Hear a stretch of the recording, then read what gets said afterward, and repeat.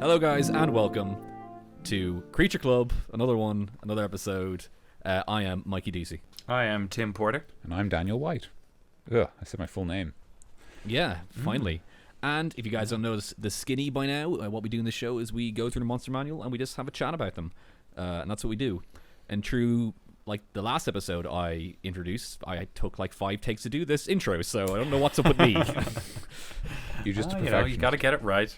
And Daniel and I are notorious messers, so... Yeah, oh god, you guys well are done, messing me up with that. Well done for getting through it this time. You deserve a gentle applause. Yeah, Gentle, thanks. gentle. I'm sorry. There you are. Anyway, guys, after our epic saga of Angels last week and the week before, Angel's escapade. I think it's weeks. I don't know. I think we're doing weeks. Yeah, I thought we were doing weeks. Yeah, I think so.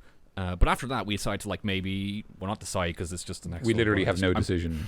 I'm just trying to make it, seem a bit more exciting than it actually is. But we're going on animated objects, something a bit smaller, something a bit not as tough, not as epic, not as grand, but 3 cool monsters that are right in this thing. So, so what do you guys tell us about that? I've been talking for a long time. Yeah, sure. Right. So just before we jump in, this is Creature Club, as DC said. We're going through the 5th edition Monster Manual, Dungeons & Dragons. We're doing it alphabetically, so we're starting in A's and going all the way down. We're still in A's, so don't worry, you haven't got much to catch up. And so every week we kind of talk about the monster, its sort of origins, both in D&D and in history. And then we talk about, its stats, and then we talk about how we might make encounters with it, and how we might use it as dungeon masters, and maybe kind of things that we think of based on just how the monster looks. The fun stuff that you could encounter, like encountering it as a player, even the kind of cool dynamics that you'd come up against. So, Tim, do you mind if I do the real life history? Not at all. Thank you. Go ahead. So the real life history for animated objects is unsurprisingly wicked old. There's a tale here. I'm actually gonna just refer directly to my notes because I'm gonna get it wrong otherwise. Go for it. So one of Ovid's stories, which I believe he was a Greek storyteller, tells. Like the way you said Greek there, I'm sorry. No, it's fine. He tells of a sculptor called Pygmalion, which I think is also the name of the familiar from his Dark Materials. Oh, that's Pantaleimon. Oh, sorry. Yeah, fairly close. But he was a sculptor, and he made a statue of a beautiful woman, and the statue was so beautiful that he fell in love with the statue and no longer had interest in any actual women. And yep, been there before. It's kind of like building your own waifu. And just as dangerous. It's exactly that. Oh yeah, it's a bit too true. Anyway, continue. Yeah, so he appealed to Aphrodite, the goddess of love, on one of her festival days for basically he was too ashamed to admit that he loved his statue, but he asked Aphrodite for a woman as beautiful as her. And when he returned to his studio, he was so sort of downtrodden that he kissed his statue and found its lips were warm, and Aphrodite had granted his request and brought the statue to life. Wow. Yeah, so there you go. That's a lovely story. It is actually a nice story. I like it. Typical. Usually Greek stories end up, a bit more terrible. Yeah. Yeah. A bit more brutal. It probably has a tragic ending, but that's some of it anyway. Oh yeah. I'm sure that something awful happens eventually. It always does. But I didn't read the ending. Well, I just just read the nice bit. Just to give you a perspective, that's a Greek story. So that's pre-Jesus Christ. This is a good time in the past, the history that I had kind of researched was more towards the kind of poltergeist and the idea of a piece of furniture or armor or something being possessed by the soul of a demon or an entity such as that. Yeah, I actually wanted to mention how it's interesting that I think when you talk about the idea of animated objects in sort of our consciousness, you immediately think about things like poltergeists and kind of a spiritual element, but Dungeons and Dragons kind of treats them more as, I guess, subjects of magic. Yeah. Does that make sense? In fact, one thing I thought of, I don't know if you guys thought of it, but the Sorcerer's Apprentice. Yes. Yeah. Not the Like the- I think, like not the Nicolas Fantasia? Cage movie. No, but it's the one that the Nicolas Cage movie is based on. The bit in Fantasia. It actually is. No, Nope, you're yeah, right. it's You're right. supposed It to be. is. Oh god. It's a poem by Goethe. I think I'm pronouncing that right. I think he's a German poet anyway. Okay. You're probably right, Tim. But yes, and then obviously it was turned into a part of Fantasia with Mickey Mouse taking on the role of the Sorcerer's Apprentice, and just like the story is that he was told by his master to clean the floor, and he had to bring in pails of water to do it, and he was so bored that he basically enchanted a broom to do it for him, but obviously. He couldn't control the broom because he was a sorcerer's apprentice, and so it kept doing it over and over and over again. And eventually, in his frustration, he tried to stop the broom by cutting it in half with an axe, and made I two remember brooms. that bit actually. Yep. He just like goes to town on a bunch of brooms. Yeah, exactly. Yeah, and it makes just more brooms. And then he obviously can't stop them even faster because there's no way to stop them. And eventually, then his master returns and stops everything for him. Yeah. So that's kind of, I think that idea of kind of the wizard or the spellcaster manipulating something into coming to life is more what Dungeons and Dragons has going on when it comes to animated objects. But do you want to touch on poltergeists and stuff like that, Tim, briefly? Because I'm sure there's some cool stuff. Well, I didn't go too deeply into it. I was just the kind of general idea of the spirit either inhabiting a building or a place and it being very, very unhappy with whatever new residents. It's kind of the more like horror movie stuff where it starts off with like some small thing moving, and more someone would believe in it, it would be more powerful and start moving bigger and bigger things. But I think you're definitely right about the animated objects in this. It is definitely the more magically imbued items than the demonically possessed. But the demonically possessed kind of thing might be another route around using it in a campaign. Yeah, or we might touch on them when we reach the Helmed Horror. There you go. Helmed Horror. The only other thing I wanted to mention in terms of kind of folklore and history was, do you guys know about yokai? Or have you heard of Japan? the Japanese? I think there's quite a popular TV series now based on it. Yokai Watch. Yeah. I heard about Watch. that. And so like the idea behind yokai, or the tradition, is that if an object is around effectively for 100 years, it's lived in inverted commas, obviously, because it's inanimate in our sense, that it develops a spirit effectively, and like that spirit is kind of based on how it acted as an object. Okay. Which is interesting. Like I think, and that's interesting because that's almost like a middle ground, because it's not like demonic or scary. It's just kind of the way the world works, but it's still spiritual. Which I just wanted to mention because it's a nice. It's one of those examples of like, I don't really know if there's a Western equivalent to the idea of the yokai. Yeah. The idea that like, I don't think so. yeah, the idea that the object itself develops effectively a spirit and comes to life as a result of its own existence, and like there's no interference, but either malevolent or benign. It's just it happens on its own. Yeah. And you could do some cool stuff with that. That's a very kind of like people of the earth kind of idea. Like they imbue everything with just as much meaning and heart and life as they do each other. The old Europeans weren't so hot into that. So like when we went over to America with the Native Americans, they thought that like they were just living off the land and everything had just as much a right to be there as they did, whereas the old Westerners didn't take too kindly to Manifest that. destiny, Yeah. which is a bad time. Yes, indeed. I think this is the second time we've mentioned Native Americans in Creature Club. This is weird. Yes, actually, yeah. I think possible. it probably will be a running theme, I'd say. I don't know why. I don't really know that much about Native Americans. Yeah. Nor do I. It's definitely one to be looking into. What else do we reckon? Oh yeah, the Arakocra probably. The kind of native peoples. Yes, yeah, we talked about Yes, their yeah, sort yeah, I of remember their like minimalist, their de-emphasis on materialism. That was it. Yeah. Yes, But indeed. if you haven't heard that, then you can go back and listen to Arakocra. Yeah, again, we're only on AN, so don't worry. Yeah. So, the first guy on the first page of the picture here, animated armor. It's just a bunch of it's just an armor.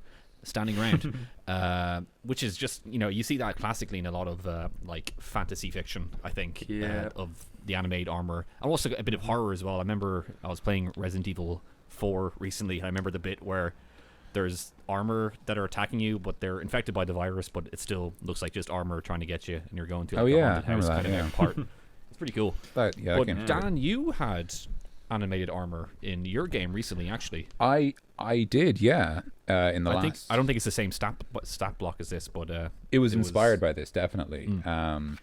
So the idea of so mine definitely kind of occupied a middle ground, because it was animated armor, but as Tim described, it was more sort of malevolent. It was kind of hosted to something darker than magic, Yeah. But dark magic. Yeah, evil bad magics with a K. Yeah. So just to talk about animated armors, it's sort of like, it's very straightforward what they are. They're just a suit of armor that's animated to look alive. It mentions that obviously other suits of armor can be, but a lot of the time it is plate mail, which presumably is just because obviously like plate mail is a human body shape, and if it was like a leather jerkin just body slamming you over and over again, it would be kind of weird. Yeah, that would be a bit of a bizarre one.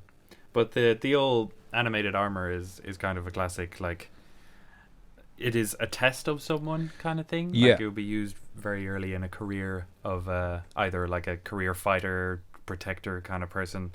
Like, early days, practice on this animated armor, Yeah. So it's, and I think like they're classic. They're a really great doorman for evil wizards. Yeah, I'm reading the bit here where it says like they're kind of there for like uttering warnings and like demanding passwords and or deliver riddles and stuff. I know. I actually, it's really setting them up as like a doorman on the page. I actually have to say I have so much. This is a great example of like why the Monster Manual is such a great resource.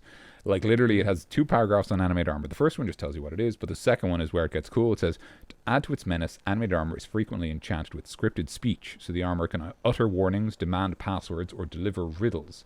Rare suits of animated armor are actually able to carry on an actual conversation, a real conversation, or a seemingly real conversation, I suppose is maybe more accurate, because they are still enchanted like creatures. Talking to an AI. Yeah, like a chatbot almost. And with that, you can play around the idea of like a poltergeist, of like a ghost of a knight like trapped inside him and stuff, where if you want to make him talking to you, just make him like a knight who lives on in this armor after he absolutely. died, But I love how it mentions both utter warnings, which is nice because I feel like that makes a lot of sense, right? Like if this armor is animated by a person to defend something or protect something, it makes sense that they would include some kind of warning, even if it was just to scare off the cowardly and foolish. Even if they just went ooh, like that's a terrifying warning to get. Very, very scary, very inappropriate. Actually, I was scared. I couldn't think of like a scared thing. Quaking in my boots. I peed my pants. That's one, I think. Yeah. Well there done. we go. And obviously, this isn't rehearsed, guys. By the way, in case. In case you ever You suspected. Jesus. You didn't practice your lines, DC? Oh man. You didn't read I the didn't get script. my script. Like you guys were on the script, and my script. The hurricane stopped it. Yeah. But like then, so that's obviously something kind of normal, right? The idea that like these bad creatures show up and they're coming at you. That's obviously a bad time. But immediately then it gives you like 2 different ideas for puzzle encounters, right? They can demand passwords or deliver riddles. Yeah. So immediately, right? Like imagine the scene, right? Like the players have traveled. They found this like abandoned like dungeon or this wizard's tower with the top crumbled off, and there's 2 suits of animated armor outside, and they demand a password from the players. Like obviously the players might think, well, we can fuck this. We don't know the password. Just fight these guys. But they might go, well, wait, why are they asking for a password? If they're asking for a password, someone must know it. And then like, some parties are just gonna go for the rampage go for the fight, which is very reasonable and doesn't need to be punished. But it would be very cool to then like have your players go on this separate adventure, this other quest, because they know, or they feel there must be somewhere a password. And obviously I think some history to this thing. Yeah, and I mean, like even like that's a great example of like, sort of inserting your lore into the world, right? Like if the password is some relevant thing, like if this is the wizard's tower and the password is the name of his lover, like you didn't write that in a piece of like you didn't write that in his extended journal where he writes all his thoughts for no reason. Like that's something they need to get in, and now suddenly it's part of the world. Like, oh, this wizard, he made the password his lover. Like, did they live well? Was it a tragic love? And like they're invested because they had to be to get in, which is cool. You can also throw it in like a like if you have a dungeon, throw in like a treasure room, like a side room, where you'll like if you happen to find the password throughout the dungeon, then you say it to him and he lets you in. But if you just find him, he won't let you in. So it's kind of like a reward the players for like being observant. And oh yeah, password, yeah, that's cool. You can be yeah. something like that. Yeah. Another one, you could like demand a password from one of them, and the other one could ask you to deliver a riddle, or deliver a riddle to you, and then they might have both the same answer, which would be cool. So you could go and research it, or you could try to solve the riddle, or you could get the riddle and then do some research and find it either way. Yeah, I wouldn't be that smart, Tim. I wouldn't be that smart. That is cool. Yeah. So shall we jump into the meat and potatoes? Oh, sorry. Yeah. First thing I like is challenge rating 1, and it's just, as I've said many times, it's just a weaker monster compared to all the aboleths and angels we've been fighting earlier on throughout this series. Yeah. So yeah, it's a nice breath of fresh air. Even though it is still challenge rating 1, the most shocking thing to me would be its armor class. Yeah. Which is 18, which is pretty substantially higher than most of the things. It's actually higher than the Diva, who has an armor rating of 17. He's plate armor, though, Tim. Yeah. Oh yeah. I like it makes perfect sense why. Well, actually, it kind of doesn't, because when when your AC is 18 because you're in plate, it's because if the plate gets hit, you don't get hit. But this is suggesting that you're hitting something under the armor. Yeah. Which you're not. Like, you're hitting the armor. You're just hitting armor. That's right, actually. Yeah. Like so my gut says drop the armor to 15, like right away. Because I mean, unless you're using this as a high level against a high level party, like, because like level 1 players aren't going to hit an armor class of 18 that often, and it's going to be quite frustrating. Yeah. Especially if it's a crew that hasn't like min-maxed their characters or absolutely. like assigned their attacks to be particularly high. So then they've got average hit points realistically for a monster. They're a little slower than a normal person. They're as fast as a dwarf. Gives across the lumbering feel. Yeah, to the it set of does. armor. Yeah. And they're not smart at all. They're bad at everything when it comes to thinking and talking. Oh wow, I didn't actually see that. So its intelligent is 1, and its charisma is 1, but its wisdom's 3. So which I think is to do with making sure its passive perception isn't too low. But but yeah, so like it's like it actually hasn't got very high stats altogether. Like it's both got like it's got low everything. Like its highest is 14, which is not that high. Just +2. But if you're going with the idea of it being like a ghost possessing it, of like a fallen knight, you can change those stats all you want, like in terms of intelligence and charisma. No one's stopping from that. Absolutely. And I think even it's fair to say, like, even if you didn't want to go for the ghost route, even if you just wanted to say that a wizard made a smart suit of armor, like, because it says they're smart enough to hold actual conversations, it's reasonable to say that, like, a wizard could make a suit of armor that's smart and then die, and then the armor can't die, it's a suit of armor. Like, and it actually might be cool. This is sort of just a tangential idea. It might be cool if the players are, say, searching a wizard's tower or a dungeon, and they find the pieces to the armor, and if they reassemble him, he comes back to life. Oh, and he can be like an optional, like a helper, basically.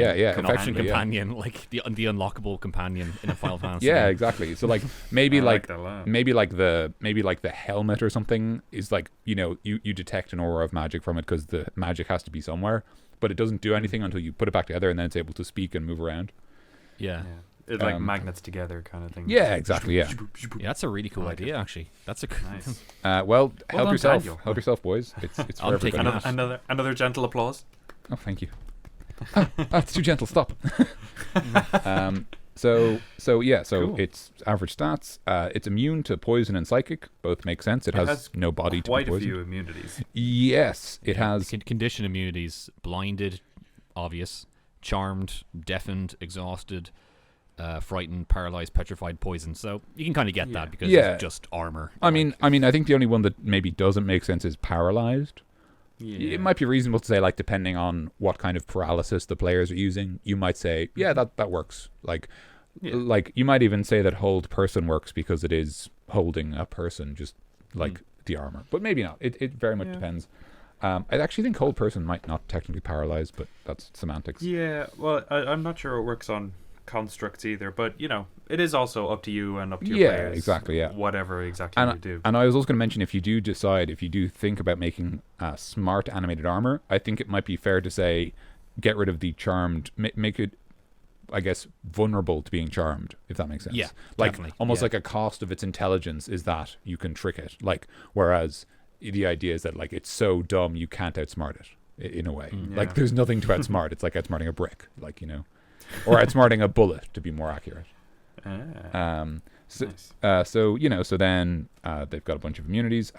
This is actually really fun. I like this one a lot. Senses blind sight 60 feet, blind beyond this radius. I actually really like stuff like that, where if the players are clever, they can basically be invisible to this monster. Yeah. Like the I'm not sure if it counts, for example, for the purposes of the thief, but he could, like, very easily manipulate that to get his sneak attack bonus, maybe, depending on. Yeah. I actually don't know how rogues work. I've literally never played one, but it's basically that. Yeah. I think it feels like that makes sense. But anyway, like, I like that idea. I especially like that idea because it means that, like, your players can figure that out and then avoid armor, and you could even trick them by leaving discarded suits of armor, and they try to avoid them because they think they might be animated. Yeah. I'm thinking of, like, you walk into, like, a room and you're locked in there or something, and it's completely dark, and they're like a 60-foot room or whatever, like even smaller. 60 foot would be a lot, but the armor is walking around, they're attacking you, and you kill them, you knock them down, and they keep, like, building back up again. So you have to try and get out of the room somehow, and then when you're out of the room, they just don't follow you because they can't see you. No, that's cool. I like that. Yeah. It's kind of like a little puzzle encounter, and you know what we love? Puzzle encounters. Puzzle encounters. So it can't speak any languages. Obviously, you change that if it was smart enough to speak. I think it's fair to say. Yeah. Actually, that might be another. That's a great example, because there's no suggested languages. Great opportunity there for language problems. So the wizard's, intelligent animated armor only speaks Elvish. Just as an example. And so the players are like, the dwarf's trying to reason with it, and it just doesn't understand him and just beats the crap out of him, or like, and they're like, why won't he stop? Why won't he, like, we're saying the password? It's like, nah, wrong language. That could be fun. Yeah, exactly. And then it has two, I think they're technically called class abilities, but just abilities, So abilities. One of them is a weakness, anti-magic susceptibility. Basically, that means if it's in a place where magic isn't allowed, it's a creature made of magic, so it stops working. Which it just falls to pieces. Yeah, I mean, it's pretty straightforward. I do appreciate the fact that it says, if targeted by dispel magic, the armor must succeed a Constitution saving throw or fall unconscious. I like the idea that you can, like, that a wizard can literally just take these apart by, like, stopping the magic. I think that's actually a lot of fun. I'd probably say that rather than falling unconscious for a minute, it just kills them. Like, because realistically, if armor falls unconscious for a minute, then the players have a minute to bludgeon it to death. Which means that, like, it doesn't really matter how good your animated armor is. That's a very funny image to me. I'm sorry. I mean, it's very good. The idea that literally, like, the party have no fighters and it's just wizards kicking this suit of armor until it stops moving. Quick, get him! Which is pretty great. And then it has another ability which is much cooler. I really, really like this one because it's. So I'll read it out. False appearance. While the armor remains motionless, it is indistinguishable from a normal suit of armor. So with this, you can have your haunted house walking through a room full of suits of armor, and you just don't know. And then one of them just jumps you. Like, yeah, exactly. There's like 9 of them in the room, and one of them just goes, bah! And you don't. Oh, jeez. Yeah, and you don't know, because it's like, how come you didn't tell me that? How come I didn't know? It's like, because you just can't tell. It's armor, like. Exactly. Yeah. You don't know. I really like that ability. It's really fun. It's very good. And it's also, you're going to see that's standard. All the animated objects have that, which makes perfect sense. It's very on theme for them that they all have the ability to appear as the object they are. as an inanimate object. Nice one, Tim. Nice one. So then actions, it can attack and it can attack, and that's it. It's very. Yep. So the only thing I want to say about the only final thing I want to say about the animated armor before we move on, because obviously we're going to do the encounters at the end. Animated. If you are running a game and one of your players casts animate object, or you want the villain to cast animate object in a room full of strange objects, I think animated armor is great as the default stat line, if that makes sense. Okay. So like, as in, if you imagine the wizard like waves his hand and all the chairs like run at you, for example, like, you're like, oh Jesus, like you're in the kitchen, the kettle goes for your head or whatever. I mean, I don't know why he's doing it here. I mean, it's definitely like a weird move, but I think this like stat line of like, low physical stats, like non-existent mental stats, these immunities to certain types of damage in certain conditions because of their status as objects, and they do approximately this much damage, feels very appropriate for like just really generic. Like if you want to just be like, I want the players to be Classic in a room and like, even something as simple as like the statues in the room are actually enchanted to protect the lord of the castle or whatever. Like, This is so far. We'll probably talk about it later, but this is a really cool idea for like a one-shot adventure of just like a wizard's tower. And you have to fight this one like bad wizard, and he just has fucking animating all these objects after you, and that's it. And that's the entire adventure. Is just going up through this dungeon or this wizard's tower to fight this wizard, but he keeps animating all these fucking things, different things each time. Might be a bit of fun. But we'll probably talk about that scenario when we're talking about the encounters later. So actually, what I mentioned before we stop, or what I was thinking before we stop talking about animated armor, is that you can probably give him a sword. Yeah, because it has only slam here. But like, it would be cool if he was like a suit of armor and he like takes out his sword from his sheath and or a ceremonial axe off the wall or something. Yes. You can easily do that. Yeah, I mean, it even makes sense. Like, it's very traditional imagery for like the suit of armor to be standing stock still with like a spear in hand or something. Like, or a halberd or whatever. Like Resident Evil 4. Yeah. Like Resident Evil 4. But like, that idea of like they are presented with a weapon is very reasonable, and I don't think it would feel unusual at all for them to attack with that rather than just kind of like, I don't know, full Nelson you or whatever it is they're doing. So just give you a suplex. So yeah, remember that when you're doing the attack. So, or give him a flying sword. Nice no, DC, you're giving away your game too quick. We'll talk about that later. But, So next up is the flying sword.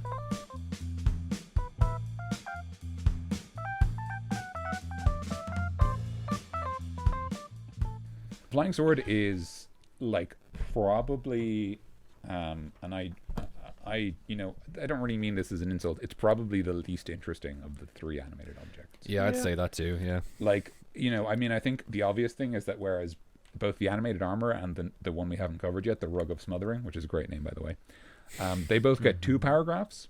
The flying sword gets 1.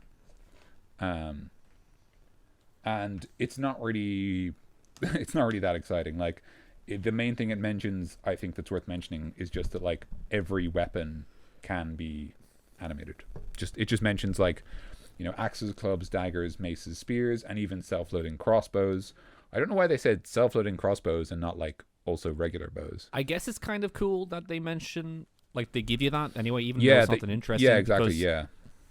It's like such an obvious thing of like, what if flying weapons? Yeah. And they just give you the stat, and it's kind of interesting, but sure, we probably could do cool stuff with it, but which we'll touch upon later. Yeah. But yes, it is definitely the uninteresting one out of the 3. I think in fairness, for sure, if it's that, it's just because it's very straightforward. Like it's still got high armor. Surprisingly high armor, given its so it's challenge rating 1/4, which means 4 of these could take on a level 1 party, or are about equal to. Except it can fly, unlike the party, but that's fine because it is a sword, so it can't use range to its advantage.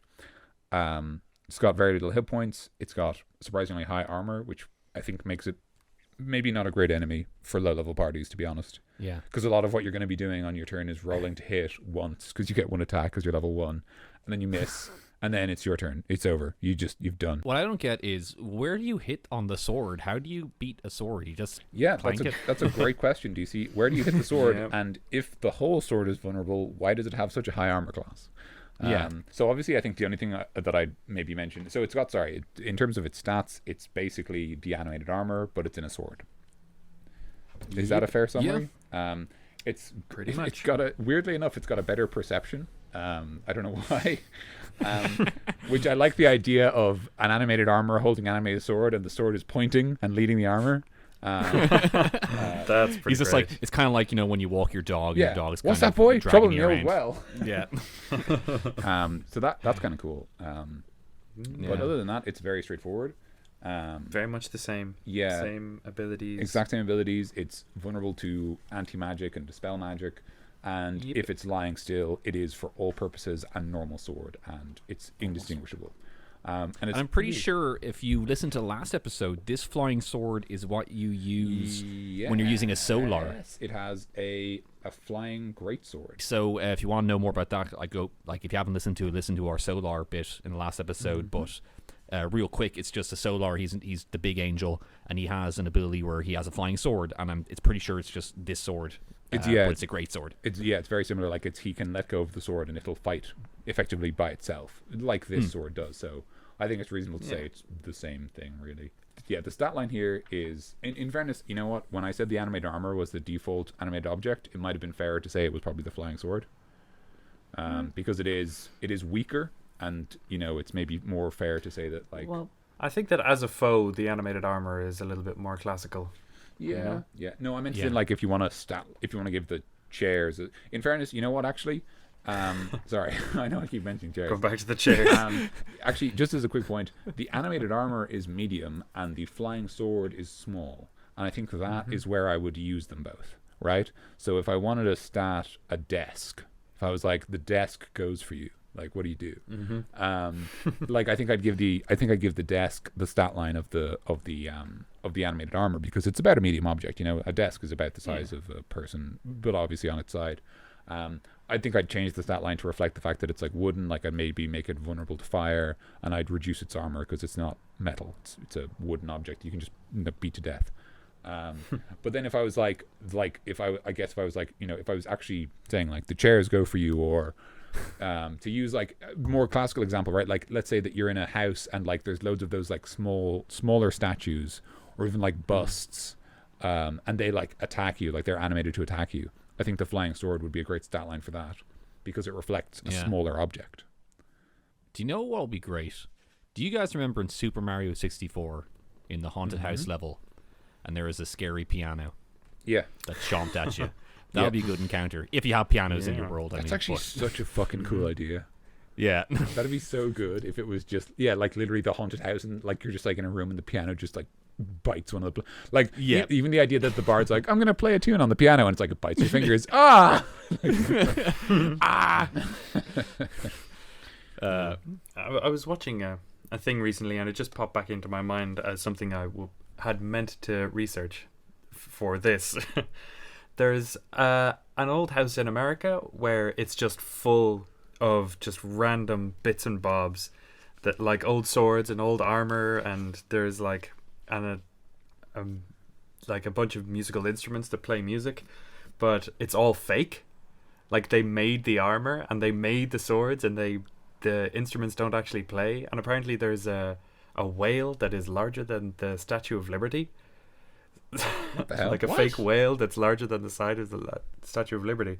And it's apparently just this massive house full of bizarre trinkets. Weird.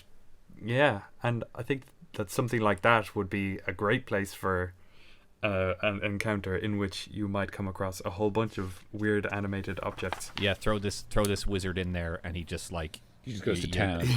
Yeah, the first room you kind of enter, and it's like full of like a hoarder's room, and it's just full of loads of crap, and you're kind of like stomping over everything, like, what's up with this place? It's so dirty. And then take this, and then a bunch of chairs come out, or a bunch of or a big whale or something. I still love the chairs. I'm sorry, the chairs.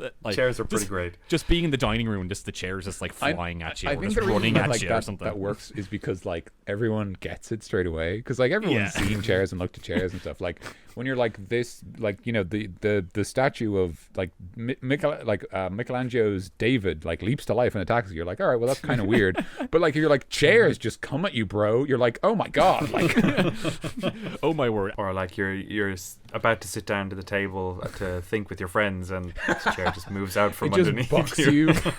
Oh my god, that's so good. Just a prank.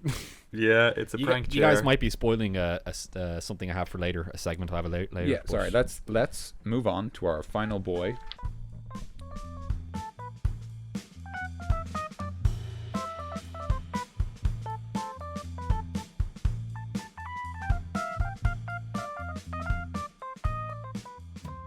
Okay, so the Rug of Smothering, which is a great name, by the way. Yeah. So, Tim, you have used this in a game that we did recently, actually. Is when that I right? was trying to kill you, yeah.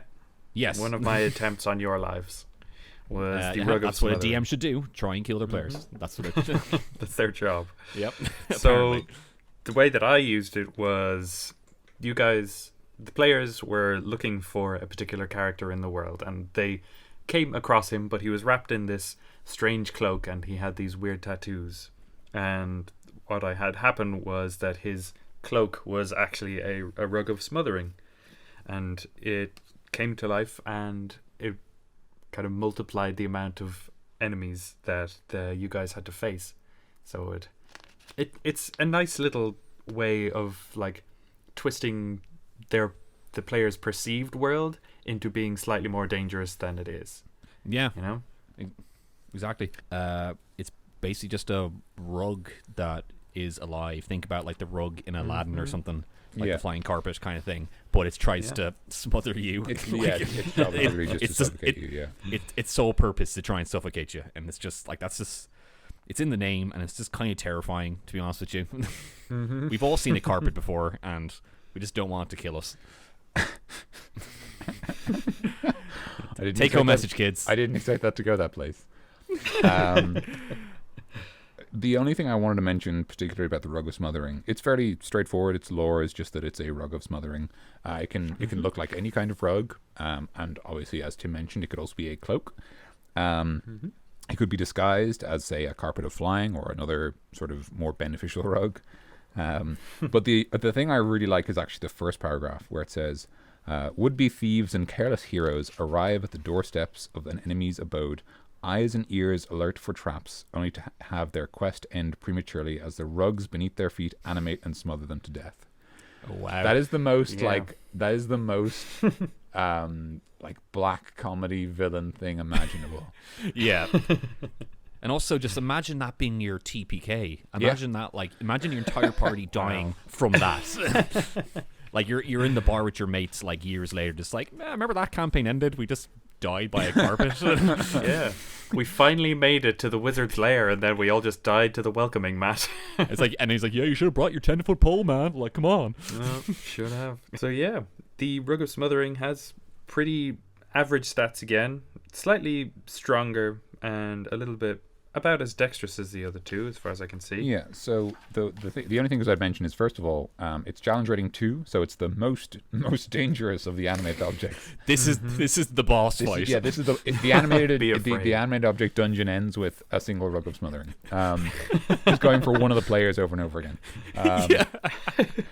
So it's actually I have to say it has my favorite stat block of the 3 enemies presented. It has a nice low armor class and a fine number of hit points. It's not great, it's fine, but that does mean you've got that great thing where your players are going to be hitting the rug most of the time, which is ideal because you that's more exciting than just bouncing off the armor. You'd both be defeating an enemy and cleaning the wizard's carpet off for them by beating it and getting all the dust out.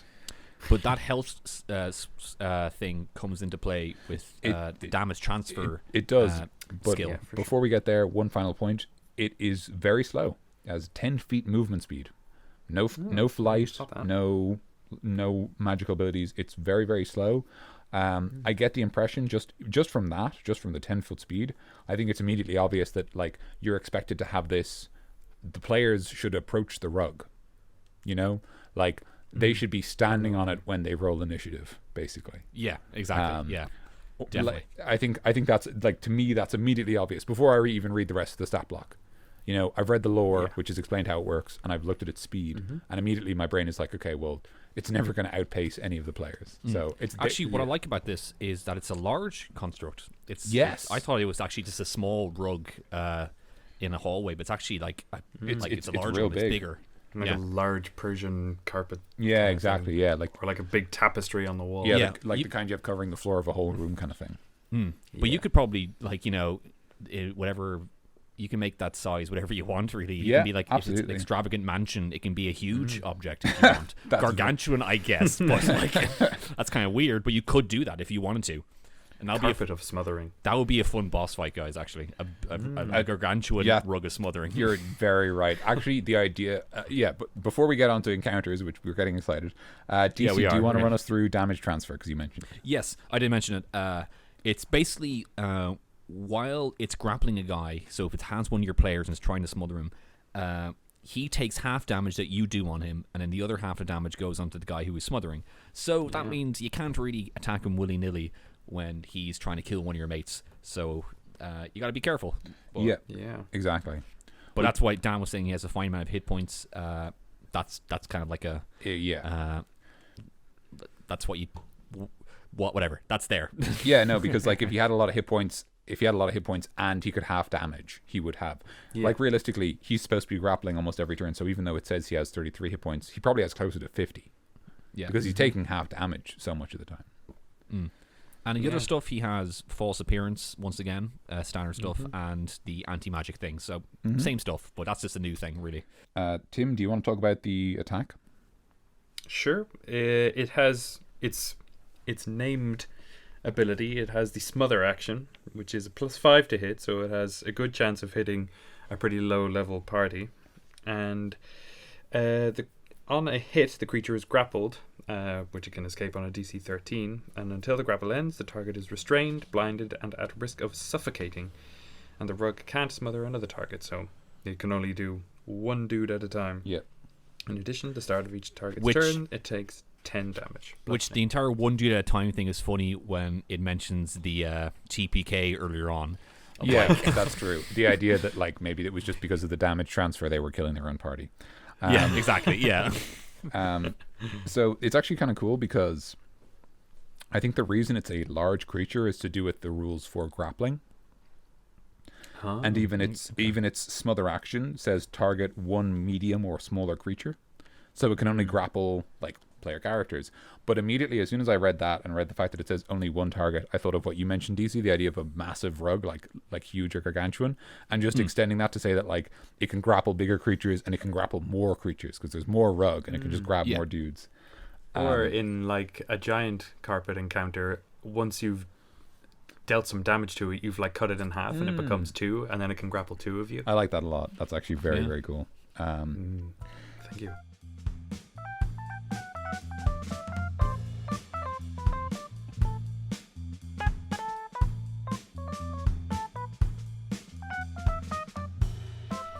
Okay, so I think that's everything about the stats. So I guess we'll just talk about encounters with all of them. Yeah, with all 3.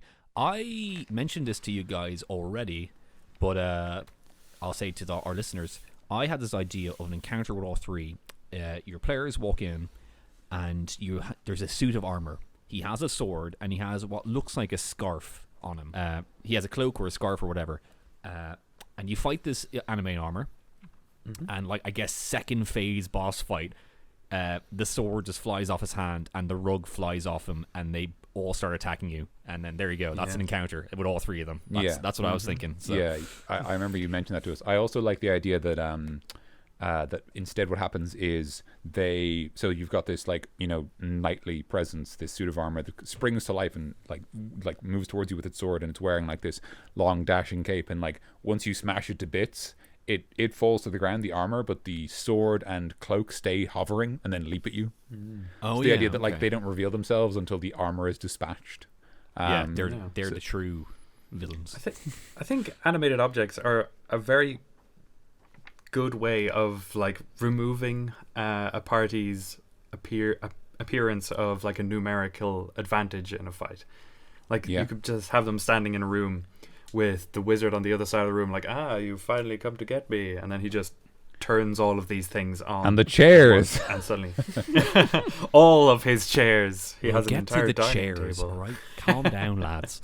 But yeah, I really like the idea that they can just like snap his fingers, and then suddenly it goes from 1 against 4 to like 5 against 4 kind of yeah, thing. that's cool. Yeah. It's a powerful little thing. In terms of other kind of encounters, one idea, I can't remember if we talked about this already, but I can't remember if I read it somewhere. But the idea that basically you have a soldier in a suit of armor, but the armor is animated. So after you kill him, the armor keeps fighting. Okay. And so you have to like interesting. break apart the armor to like stop it. Basically, it's almost like a machine zombie almost. Yeah. And also for the idea of the flying sword, and this is just completely stolen from the Solar. Just give normal enemies flying swords. Yeah. Just have exactly. like the Black Knight wields a flying sword, and so like he's fighting you, and he's maybe he's like really badass, and he's got 2 swords, right? And then he drops one of them, and it just keeps fighting on its own, and he fights you with the other one. Yeah. Like so, like immediately, like he's got backup. He's got another flying sword, and it's like fighting alongside him and stuff. Or it can go straight into the back line and get the sorcerer and the archer. Or even it mentions other objects, right? Like something like a villain like throws a spear and misses you, but then the spear from behind you like leaps to life and attacks you. That'll be great. Just like, haha, you missed. Oh shit! And then he's like, I wasn't aiming for you. yeah. So like that's like something cool you could do. Like I think that's probably the most fun I would have with flying weapons is give them to just normal enemies and let them play with them like the Solar can. So like, give your Hobgoblin War Chief, like make it so that his Warhammer is a flying Warhammer. So like he can like throw it at one of the party members and it hits them, and then it keeps hitting them over and over again, and then he just grapples like one of the other players with his bare hands. He's this massive dude. Like that'd be I think that'd feel very interesting. I think the fact that the actual flying weapons stat line is very low means that it wouldn't necessarily feel that overwhelming, because like they are a CR 1/4 monster, Yeah.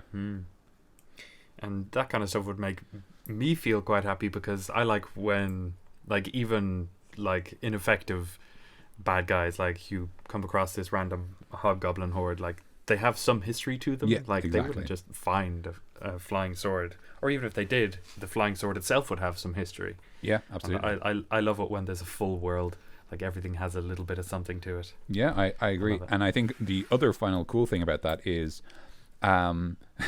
because again, flying swords are so low CR, right? They're only CR 1/4. They're great loot. So your players beat the hobgoblin and take his warhammer, and then one of your players has a flying warhammer as a weapon. And he's able to activate it like the angel. He can just like let go, and it goes off and fights on its own, and he just does his own thing. That is a very cool magical weapon to have, a flying weapon. Absolutely, yeah. I mean, I think actually there is stats in the Dungeon Master's Guide for a flying weapon. Yeah. There's also the Dwarven Throwing Hammer, which is basically just Thor's hammer. Yeah. It's good against giants, really. So. Mjolnir. Yeah. But yeah, so like that's something cool you could do, right? You could actually have like, I mean, it might be a cool thing to make, like, let's say one of your players is playing like an Eldritch Knight, sort of the fighter archetype where they have some magic. Like they could tame a flying sword, like an animal companion. Yeah, you can use that animal handling skill for flying swords. For flying swords. There's just a flock of flying swords. The sword whisperer. On a hedge, like there's a bunch of them. You jump out and they all fly away. You know what they say, a sword in the hand is worth 2 in the bush. Guys, very, very good. Thank you for that video. And with the Rug of Smothering, I guess you can just throw one into every evil house. Literally one in every encounter. Like, encounter starts, the rug jumps up and jumps on the same player every time. Yeah. Every time. Tired of these mother flipping rugs on these mother flipping. So the animated objects is very fun, guys. They are. I think they're almost inherently silly. So the Rug of Smothering, the only thing I wanted to mention about them is a really fun way you could get the Rug of Smothering, and this would almost be making them more of an environmental hazard than a monster. Instead of rugs of smothering, curtains of smothering. Yeah. So that's so the great. curtains, or tapestries. Yeah, or tapestries. So like the players are walking by the windows, or they jump in through the windows to like the vampire's mansion or whatever, and then the carpets just the like curtains they jump through just go for them, and like they've just got to deal with that. Yeah, or like clothes or something, you know? Yeah, like you yeah, open actually, up a yeah. wardrobe and then just, That's They all actually fly that's very good. Like the party are looting a room and they open the wardrobe. Like that's extremely funny. it's a brutal deconstruction of the of what players do to loot every room ever. Yeah. Or it could be like the actual vampire himself is used to just opening the wardrobe and just like letting the clothes go onto him because he's magically enchanted them that way. But like when they're not the vampire or expecting it, they like get it in the face. Yeah. And it starts smothering them. Yeah. Oh man, it's just all kinds of silliness you can do with animated objects. Like a coat latches on you and then they just kind of it Yeah. holds your arms down while you're trying to fight other guys and you just can't hit or and you have disadvantage or something. That can be a cool thing. That's true. But that's that. I think I might actually move on because we don't have too much time. I have a little segment. You do. It's not too much because you kind of mentioned a bunch of these ones already, but I won't do lightning round. But what I'm gonna do is I have a bunch of random objects, some that we've already mentioned, as I said, but I'm gonna name out a couple, and we're just gonna talk about what would their special abilities would be and how we would use them in an encounter. So how about this book? How we use a book against our players? For me, the kind of classic animated book would be the book that floats beside the wizard. Like his spell book is an animated book that just stays open for him, and he can tell it to go to a different page. Okay. I was thinking of from Harry Potter, the Monster Book of Monsters. Oh, Something like yeah. that, like a book that is basically malevolent, goes for you. Unless you stroke its spine. Or like there's some way to make it passive. yeah, like I also think I might have even had an encounter where this happened. Not and this I don't know if this counts as cheating, but not book but books. So like a fight in a library, and I was just about to say that. Yeah, just you walk into a library and this happens. but like you just like you like the books just start like hurling themselves in the hundreds at you, and like I think again that's almost a case of it's almost more environmental than a monster, but it's still part of encounters. There are stat lines for like swarms of bats. Yes. So you could use a similar stat line. Very good point. For Actually, a I swarm of didn't think of books. that, but yeah, that's true. I was just thinking like just have it be like a dexterity saving throw, and if you fail, a book pelts you. Yeah. Which is obviously like a more simple way to do it, but I think actually this is all just very funny to me. I'm sorry. no, I think they're all silly, and that's fine. Yeah.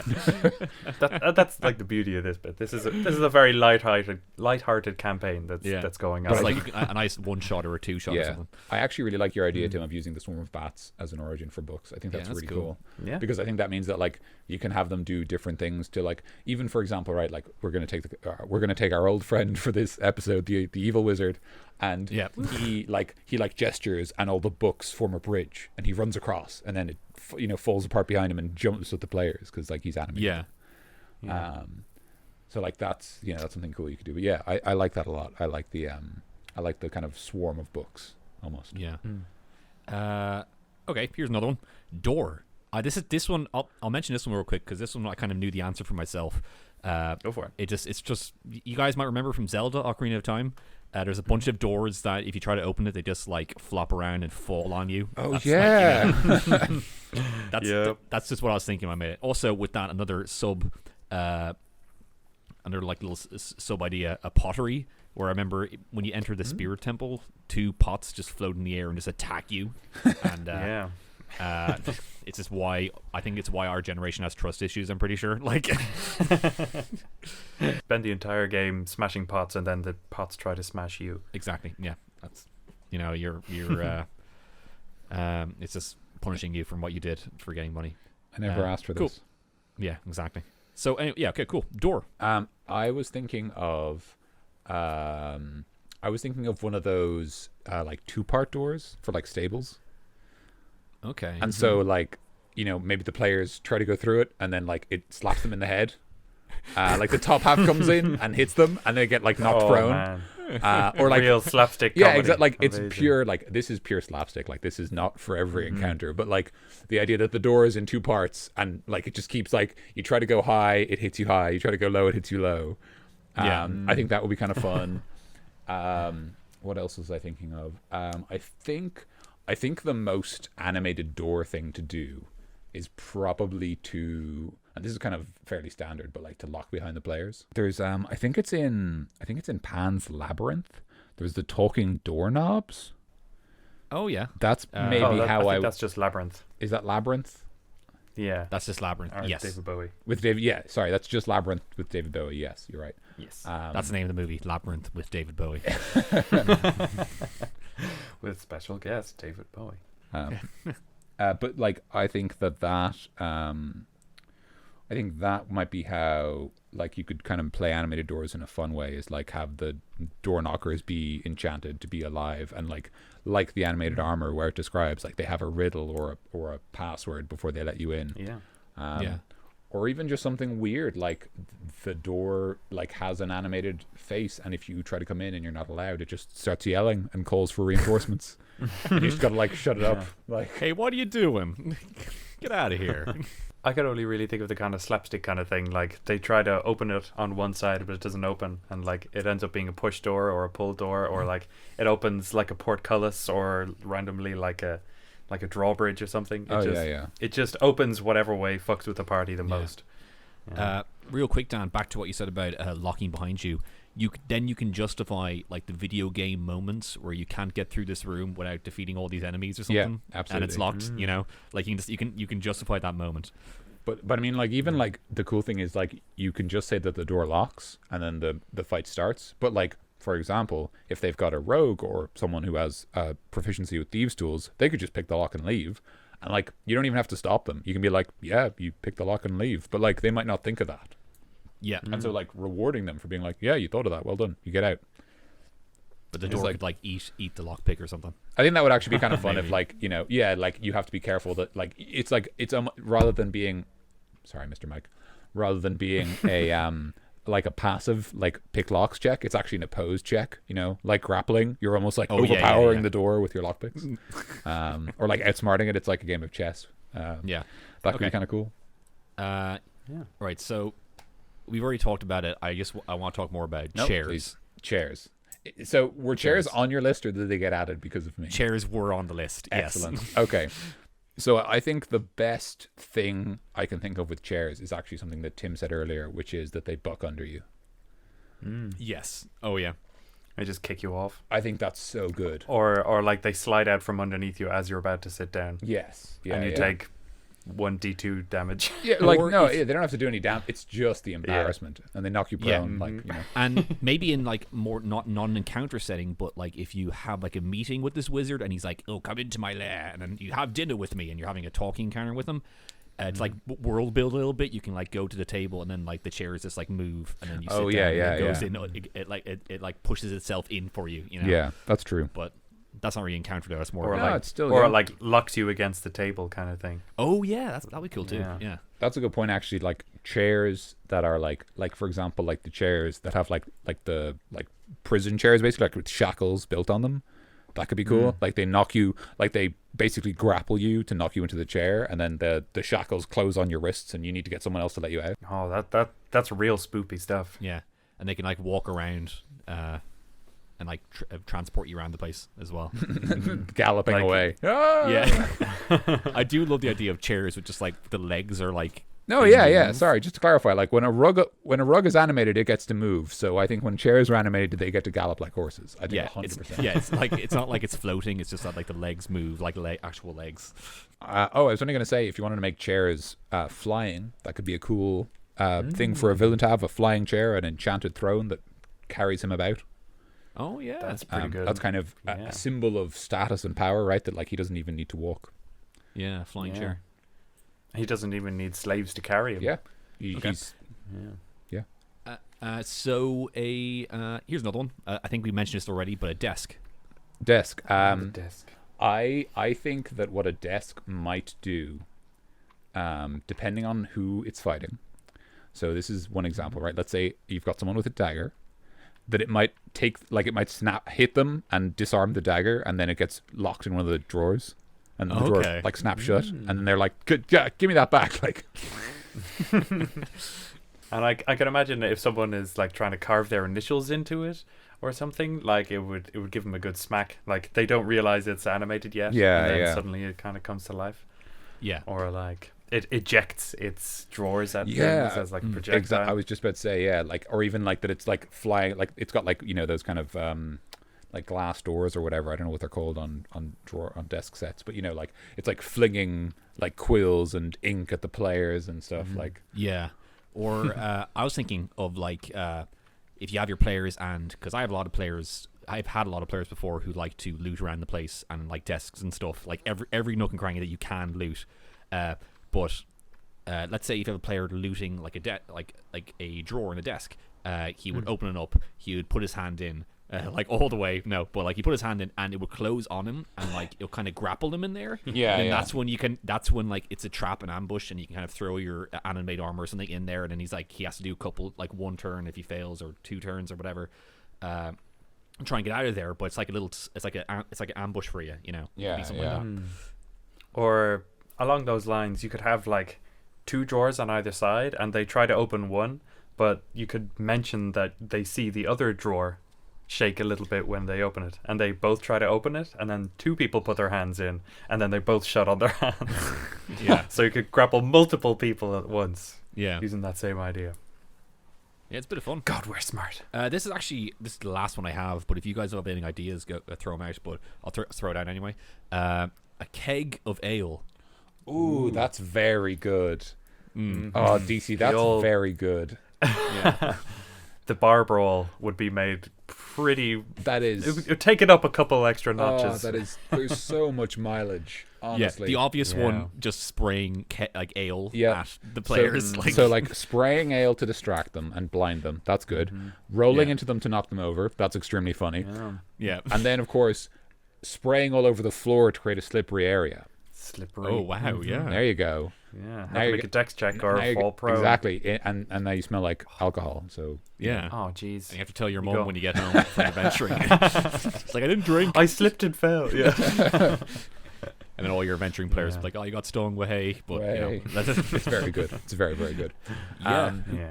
Yeah, I think those are kind of the 3 that the ale could do realistically. But I Yeah. think that's very cool. I think the fact that they have basically like built in like a way to muck with the environment is very, very cool. They could be made by like a wizard who just produces barrels of ale exactly like this, and like when you finish the cask, you send the cask back, Ooh, that's and then he good. fills it up. I like again. that. That's Okay. yeah, that's cool. I like So- that because that's again an example of like world building, and like so the kegs of alcohol attacking is almost like self defense. Like they're Yeah. Yeah. designed to protect themselves if they get attacked. Yeah, And- they protect the people that that own them as well. Like Yeah, they yeah. are sold to these people with the extra price that, like, they will basically be a bodyguard as well. Yeah, true. And that can be your like adventuring hook. You can start off like in the tavern, obviously, like all good adventurers start, and then this keg starts attacking people for some reason, and you fight the keg and you defeat the keg, and you're just like, where'd you guys get this keg from? It's like, oh, the old wizard down there, he sells them. And then you go investigate, and then you go into his house of other weird things. But like that can be Yeah, like a his- nice adventuring hook, you know. Yeah, he has like an experimental animated things place. / brewery. Yeah, he has the front of brewery and these amazing kegs that can defend themselves and pour drinks for everybody. But also he has this like experimental laboratory where he's experimenting on animating weird stuff, Yeah. you know? Like butts. Yeah, like butts, exactly. Well done, Animated Daniel. butts. Thanks, guys. Self-twerking butts. That's why I bring in the big bucks. You do. Yeah, that's why we have Daniel on the show. So, you know, he got all the award-winning jokes. What was I gonna say? What other thing I was gonna say about animated kegs? Oh yeah, you could even have the alcohol inside be a higher proof, and they could either by design or by accident get set on fire and then spray alcohol to breathe fire or explode. Ooh. Yeah. There you go. That's a good idea. There's 2 more. Who would have known that the keg of ale is the most interesting idea? Of, I think it's just because it's so innocuous, you know. yeah. Yeah. But And also, also, like, what adventurers love the most, like ale, is like attacking them. You know, it's very poetic in a way. I was just gonna say like because of stuff like the fight scene in Shrek 1, you know, is kind of the like it's got like that iconic bit where he like clocks the tap off the ale and sprays it everywhere and Oh, trips yeah, all the knights yeah. and stuff. Yeah. So that was very good. Thank you, DC. I have an object. So full disclosure, this is a stolen idea, basically. Cool. I got this You idea. can't do that. So I got this idea because I was. We actually didn't talk about this, and the reason we didn't, or the reason I chose not to, is because it's not very interesting. I did a bit of research, as I tend to do, into the history of animated objects in Dungeons and Dragons. Spoiler alert: it's not interesting. They were introduced. They were introduced in 3.5 to basically like no applause. There was probably examples of earlier adventures with them, but they were never that exciting. And the only difference I would say between the earlier versions is the early version, especially like the one in 3.5, it didn't actually give you objects. It gave you rules to build your own objects. Okay. So it effectively had like, if it's this size, it has these stats. If it's made of this material, it has these stats. And then you kind of, add them all together and you get like, oh, it's a pick and mix. Yeah, like exactly. And like even Pathfinder does the same thing. And this is where I got the idea. I was reading the Pathfinder rules for animated objects. And here is my object, a cage. Oh. Yeah, so cage. so I have two separate encounter ideas for this that I'm just going to give you guys real quick, and then I'll let you boys go to town on them. So first of all, your players are in the sub basement of some castle or keep or dungeon, and they find cages in a room, and in one of the cages is the bones of an adventurer, and he's got his gold next to him, and he's maybe got a map or a sword. And as soon as one of the players goes in to get the sweet loot, the door shuts behind him and the encounter starts. Boom. So now one of the players is in the cage and has to figure out how to get out of the cage, either by like smashing the door open or picking a lock, and the rest of the party are being attacked by the cage he's in. So they can't use AoE magic or they'll hit their friend. Yeah. And it'll usually be the kind of bullheaded, tanky person who would go in, so they immediately lose their like front end kind of damage dealer and taker. So that's one idea which I think is a lot of fun. And this other idea is kind of different. So it's 2 suits of animated armor and a cage, and effectively the fight is that the animated armors are prison guards, so they'll always try and grab the players and throw them into the cage. So their job is just to like basically feed people to the cage. So like the players have to like fight off this armor which is trying to throw them into the cage, and fight off the cage which is like leaping at them and bull rushing them and stuff. Just like an idea of a cage just like smashing around and just kind of like dun, dun, dun, dun, dun, dun, running at you is just terrifying to me. Yeah. Well, there's been some pretty spoopy stuff. I mean, a lot of it is just fun, but in real life it would be pretty terrifying, like the chair and stuff. But that cage. Well, I'm thinking the cage could maybe, if it can shrink somehow, have a little time element to the first encounter anyway.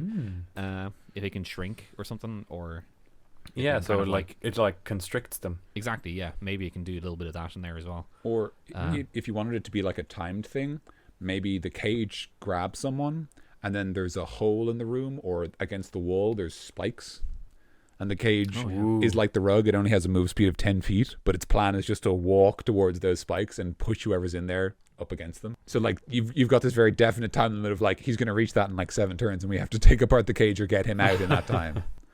I think that's the most we can do with it actually right now. I think that's like we covered a lot of ground there. Yeah. The only other thing I was going to mention is, and we did mention this before, so it's not that unique, but the example of the cage being used as a monster is a great opportunity for your players to get unusual. So the obvious thing, right, is like if a player is trapped in a cage, I think it's very reasonable to say that the rogue or whoever can attempt to pick the lock and like get their friend out. I think that makes perfect sense, and it's a great use of their skills. But I'd also say like if a player has a crowbar, or is just really strong and just wants to pull the door off the hinges, I think that's very cool, very iconic. And I'd probably also rule that like pulling the door off the cage deals damage to the cage because it's part of who it is. Of course, yeah. Or if you're feeling sassy, pulling the door off the cage does not mean that it isn't animated anymore. Or it becomes a separate animated entity. Exactly, and it just starts. And now they've got a door coming for them as well. That's terrifying. So it's which is sort of it's a slightly silly thing, right? Like you pull up this door and the door attacks you, and you're like Jesus, like. But it's kind of I don't think it's what the players would expect. So in that sense, it's very useful. Because I think a lot of the time when people get into a combat, they are now in combat mode and they lose the plan to go narrative at all. So like once you say roll initiative, people don't tend to think of that kind of stuff. So I think it's very much worth promoting that kind of thing. Yeah, so, absolutely. Yeah. I think that's it. I mean, I think we cover a lot of ground. I think we had a lot of fun. That's a good that. spot. That's a good I spot think we're to pretty good. at least end it. We can even do like if we think of more animated objects, we might do like a spin-off episode where we talk about more of them. That might be a bit of fun. Yeah, that'd be Probably, fun. yeah, if we run into any more. Yeah, if we think about anything, that might be a bit of fun. Like if there's more meat on these bones. I mean, I think if we ever move outside fantasy, we have to talk about like animated cars. But definitely, that's a different beast. Yes, man. Cool. Well, thanks for listening, then, guys. This has been a very fun episode. I really, I really want to write this one shot of this mansion or this wizard's tower. Totally. Sounds like a lot of fun. I might actually get on that and do it for people. It might be a fun, and you guys should too. I think. It's like half fun, half super spoopy stuff. So, it's a good mix. Definitely, yeah. So if subscribe or follow, whatever you're on us, please listen to more. Next episode, we will be doing the Ankeg. The Ankeg. I'm going to do some research. I literally know nothing about this beast. Nor I. It looks like a bug, and that's it does. That should be a fun episode. Yeah. We're all going to be jumping fresh into it. If you have any homebrew monsters, please send them in. It'd be kind of cool Yes. to review something that isn't from the monster manual. That would be very good. And if you have a friend who likes D&D, please share him this. That'll be great. Share us around. We're starting out. We're just a couple of small time guys, and that's really it. That's all the stuff. So I think the until sign next off time- is stay cool. Am I right? It is. Yeah, it is. If you want, I'll let you. I'll let you do it this time, Dan. Oh, thanks, man. Cool. Stay cool. I have been Mikey. Wait, shit! I fucked up. Tim. Start again. The whole episode. No. I have the whole episode. From the top. I've been Mikey. I've been Tim. And I've been Dan. Stay cool.